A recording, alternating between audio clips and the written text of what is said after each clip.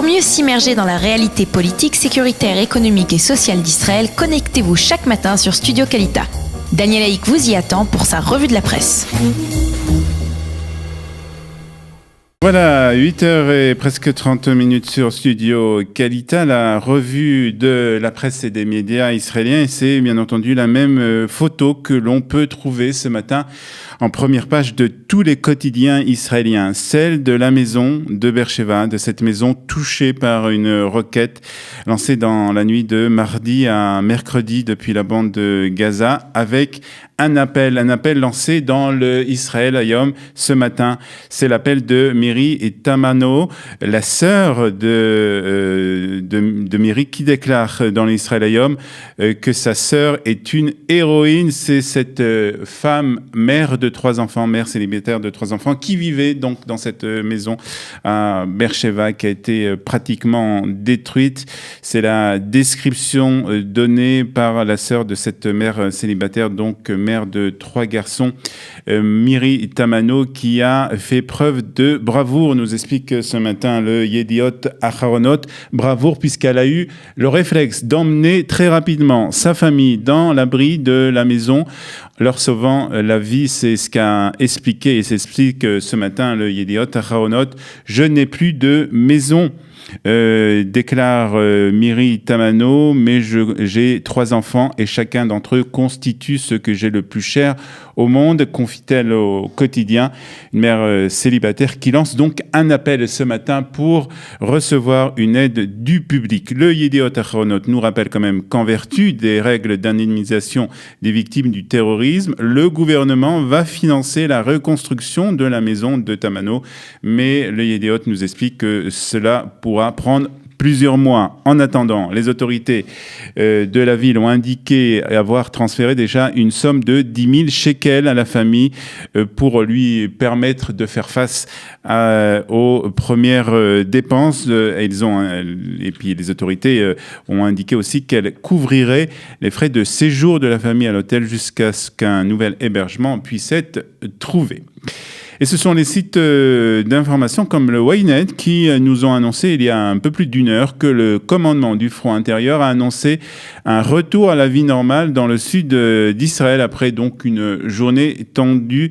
On assiste à un retour à un calme relatif, c'est ce que nous expliquent ce matin les sites d'information. Et le Ynet ajoute aussi que la ville de Beersheva a annoncé que les écoles seront réouvertes aujourd'hui après que les cours dans les écoles de la ville du Sud aient été interrompus à la suite du tir d'une roquette sur la ville de Beersheva, un tir qui a donc détruit partiellement une maison de cette ville. Et puis le Haaretz nous annonce aussi qu'hier soir a eu lieu une réunion du cabinet de la sécurité, du cabinet restreint de la sécurité, réunion qui s'est terminée très tôt, plus exactement ce matin, puisque cette réunion s'est terminée à 2h du matin, et nous explique le Haaretz que le cabinet restreint de la sécurité a décidé de ne pas décider. Galei Tzahal explique aussi que peu de choses ont filtré de cette réunion. Galei Tzahal, donc la radio de l'armée israélienne. Les ministres ont reçu comme consigne de ne pas donner d'interview aux médias israéliens, mais il semble que le gouvernement, selon Galei Tzahal, a décidé pour le moment d'attendre. C'est ce qu'a expliqué la commentatrice militaire de la station. Attendre quoi ? Vendredi matin, c'est-à-dire demain matin, c'est le jour où ont lieu les habituelles manifestations des Palestiniens le long de la barrière de sécurité. Et donc, pour le moment, on va voir, selon le Galei Tzahal, en tout cas, le gouvernement attend de voir comment se passera la journée de demain. Le commandant de la région militaire sud, le général Herzi Halevi, a averti le Hamas, nous dit ce matin le Maariv, de nouvelles frappes immédiates en cas de nouvelle attaque, et a précisé que les raids mercredi matin ont détruit totalement les postes de commandement des arsenaux et des fabriques d'armement ainsi que des infrastructures souterraine. Ce qui nous amène à parler, bien entendu, des raids israéliens qui ont eu lieu donc dans la journée d'hier. La presse israélienne parle bien entendu de cette riposte israélienne qui a eu lieu. L'armée israélienne a donc frappé, nous explique le Haaretz, une vingtaine d'objectifs militaires à travers la bande de Gaza. Le Hamas porte l'entière responsabilité de cette attaque, a assuré un porte-parole de l'armée. Et le Haaretz ajoute que ni le Hamas ni le djihad n'ont revendiqué la responsabilité de l'attaque à la roquette. Et puis, pour être totalement complet sur ce sujet et cette tension dans le sud d'Israël, le Maariv ajoute que Benjamin Netanyahu a rendu visite aux soldats qui sont positionnés le long de la barrière de sécurité avec la bande de Gaza. Israël agira énergiquement pour arrêter les tirs du Hamas, a déclaré le Premier ministre israélien. Benjamin Netanyahu, entouré de généraux de l'armée israélienne lors de sa visite le long de la barrière de sécurité. C'est la photo choisie par le Maariv pour illustrer donc cette visite. Cette attaque est un message pour Israël et pour l'Égypte. C'est s'explique ce matin Yoni Ben Menachem dans le Maariv. Il nous explique qu'un groupe de responsables égyptiens de la sécurité, dont Ahmed Abdel Khalik, était déjà dans la bande de Gaza lorsque cette attaque à la roquette a eu lieu. Et cette attaque a été prise comme un affront par les Égyptiens. C'est ce qu'explique aussi ce matin le Israël Hayom, puisque cette délégation était venue préparer un voyage, le voyage d'Abbas Kamel, qui est le chef des renseignements généraux égyptiens, qui devait rencontrer aujourd'hui le chef du Hamas, une réunion qui était programmée avant cette dernière flambée de violence. Et le Israël Hayom nous explique ce matin qu'en raison de cette attaque, même si elle n'a pas été revendiquée par le Hamas, en raison de cette attaque, Abbas Kamel a annulé sa venue donc dans la bande de Gaza. Et pour le moment, il n'y aura pas donc de discussion avec les chefs du Hamas. Le coordinateur spécial pour le processus de paix au Moyen-Orient et des Nations Unies, Nikolai Mladenov, a lui aussi travaillé avec les parties concernées en vue d'un retour au calme. C'est ce qu'explique ce matin le Yediot Ahronot. Il nous explique aussi qu'une rencontre a eu lieu hier avec le président Reuven Rivlin. Mladenov a appelé les parties à prendre des mesures immédiates pour apaiser les tensions.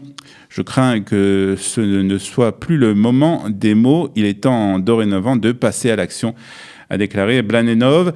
Nous devons voir des actions très claires de la part de toutes les parties qui puissent amener la situation à une désescalade.